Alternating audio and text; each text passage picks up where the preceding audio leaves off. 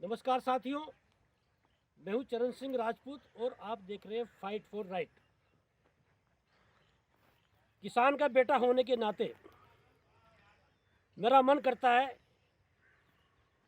कि अपने गांव जाऊं, खेत खलियान देखूं।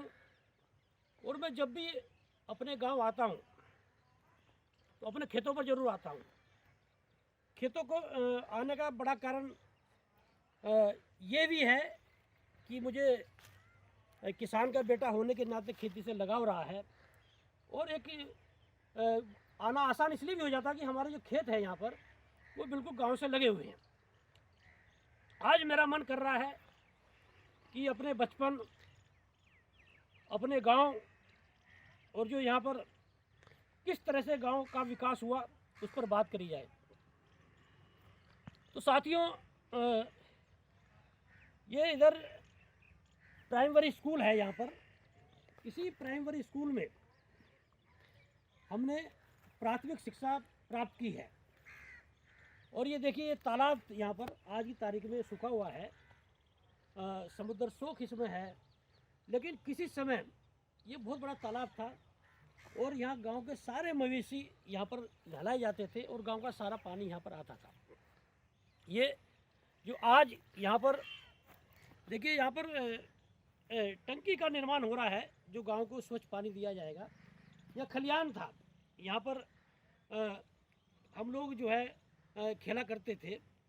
और ये देखिए सरसों के खेत, इधर गन्ना है, जो लहरा रहे हैं सरसों के खेत, खुशहाली का प्रतीक।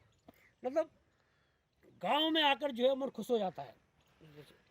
और यदि आज मैं गांव की बात कर रहा हूं तो मैं गांव की थोड़ी पृष्ठभूमि में जाना चाहता हूं। साथियों, समाजवादी होने के नाते मेरी जो विचारधारा है वो समाजवादी है। तो गांव की एक चर्चा मैं करना चाहूँगा। इस गांव के ठाकुर हरगुलाल सिंह बहुत बड़े नेता हुए हैं समाजवादी, और वो स्वतंत्रता सेनानी भी थे। और ऐसे स्वतंत्रता सेनानी जिन्होंने पेंशन लेने से बिल्कुल इनकार कर दिया था। और कितने बड़े समाजवादी थे। समाजवाद के प्रणेता डॉक्टर राम मनोहर लोहिया के साथ में उन्होंने काम किया, लोक नायक जयप्रकाश जी के साथ उन्होंने काम किया। और जब इमरजेंसी लगी थी, तत्कालीन प्रधानमंत्री इंदिरा गांधी ने जो इमरजेंसी लगाई थी, वो 1.5 साल तक जो है उन्होंने जेल में बिताए। और चंद्रशेखर सिंह जो पूर्व प्रधानमंत्री हैं उन्हें भाई साहब कह के पुकारते थे। और वीपी सिंह जो पूर्व प्रधानमंत्री, वो चचा कह के पुकारते थे। इतना बड़ा नाम समाजवाद में ठाकुर हरगुलाल सिंह ने किया। वो इस हमारे गांव के थे, हमारे ताऊ जी थे। एक और बड़ा नाम है ठाकुर हरगुलाल सिंह का, तो बहुत 90 के दशक में निधन हो गया है, लेकिन एक बहुत बड़ा नाम बलवंत सिंह राजपूत का है। वो न केवल कुमायूं यूनिवर्सिटी बल्कि गढ़वाल यूनिवर्सिटी के भी कुलपति रहे। और शिक्षा के नाम पर यदि बात करी जाए तो ये गांव शिक्षा में अग्रणी माना जाता है। एक से एक धुरंधर इस गांव ने प्रतिभाशाली लोग दिए हैं। हाँ, लेकिन कई बार पीड़ा भी होती है। इस गांव से एक से होनहार युवा निकला, एक से प्रतिभाशाली इस युवा यहाँ से इस गांव ने दिया।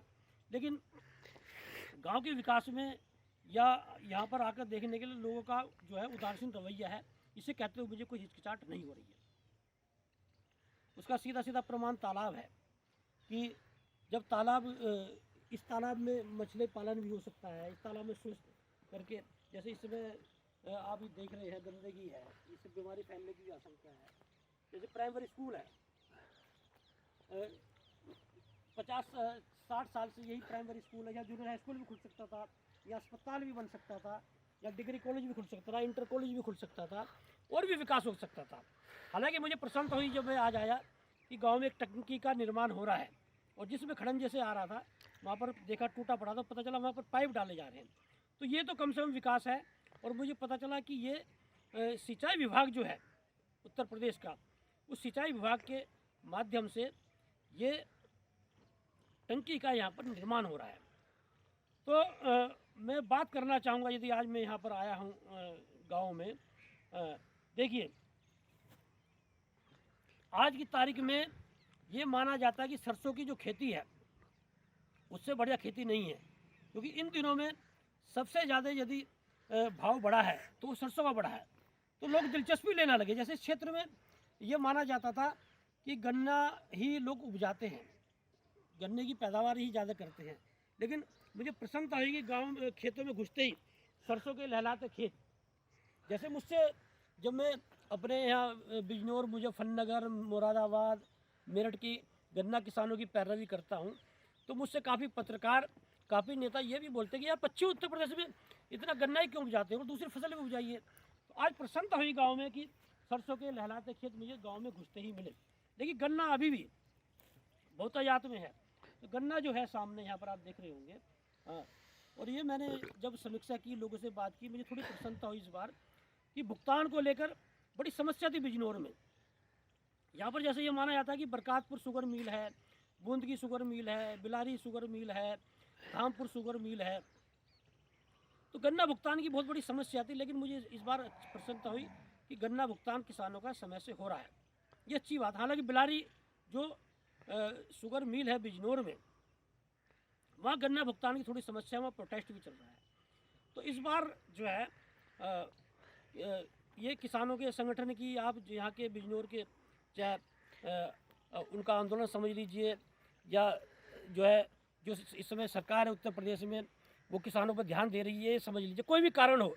लेकिन इस बार जो है लहलाते खेत और गांव में जो विकास की बात मुझे देखने को मिली, उससे प्रसन्नता हुई है। और प्रसन्नता इस बात की भी हुई है कि जागरूकता भी लोगों में आई है। लोग पहले अपने मान सम्मान अधिकार के प्रति जागरूक नहीं थे, लेकिन अब जागरूकता भी लोगों में आई है, विकास भी हो रहा है। लेकिन इस साथ साथ में मैं ये भी कहना चाहूँगा कि गांव का एक टंकी मात्र से विकास नहीं माना जा सकता है। चाहे इस गांव में मैं आज यदि इस कार्यक्रम को पेश कर रहा हूँ, तो जो यदि इस वीडियो को इस गांव से निकले हुए प्रतिभाशाली लोग देखें, जिला प्रशासन देखे या उत्तर प्रदेश का शासन देखे, क्योंकि इस गांव, ये बिजनौर का ऐतिहासिक गांव है। दो शख्सियत इस गांव ने ऐसी दी है जो जिन्होंने राष्ट्रीय अंतर्राष्ट्रीय स्तर पर नाम कमाया है। तो कम से कम इस गांव में, और वो एक शख्सियत तो अभी भी है। मैं यदि उस वीडियो को वो देखे, बलवंत सिंह राजपूत जी, अभी पीछे में ये तालाब वाला मुद्दा उठाया था पवन राजपूत ने, तो उन्होंने बोला कि मैं उत्तर प्रदेश सरकार को लिखूंगा, और भी दावा किया था कमेंट में, मैंने देखा था फेसबुक पे। लेकिन अभी जो का तो है, इस देश गांव में और भी विकास हो सकता है। और विशेष रूप से तालाब से, जब ग्राम प्रधान का यहाँ चुनाव हुआ तो बदलाव की बात हुई, तो मुझसे कुछ हमारे घनिष्ठ लोगों ने बोला था कि बदलाव होना चाहिए और इसका तालाब का सौंदर्यकरण कराएंगे। यदि वो भी लोग वीडियो को देखें, उसमें से मैं बिल्कुल स्पष्ट बात कर दूं, मैं बदलाव का पक्षधर हूं। लेकिन यदि सौंदर्यकरण की तालाब की बात इस बदलाव में आई थी और बदलाव हुआ, तो सबसे पहली नैतिक जिम्मेदारी जो इसमें गांव के प्रधान जो भी हैं, उनमें से बदलाव उसके दम पे जीते हैं, तो इस तालाब का सौंदर्यकरण कराना चाहिए। और जिन लोगों ने मुझसे, मैं नाम नहीं लेना चाहूँगा क्योंकि मेरा स्वभाव है, जिन लोगों ने सौंदर्यकरण कराने का मुझसे मुझे एक तरह से वादा किया था और बदलाव की बात की थी, तो इस बदलाव में इस तालाब का सौंदर्यकरण होना बहुत ज़रूरी है इस टंकी बनने के साथ में। नहीं तो ये जिस तरह से ये माना जाता है कि गांव का सारा गंदा पानी इसमें आता है, बीमारी फैलने की आशंका है। बगल में स्कूल है, छोटे छोटे बच्चे पढ़ते हैं, उन्हें भी बीमार होने का अंदेशा है। तो इन बातों के साथ में आज मुझे बड़ी प्रसन्नता हो रही गांव के बारे में बात करके, खेत खलिहान के बारे में बात करते। तो आज इस कार्यक्रम को हम यही विराम देते हैं। नमस्कार।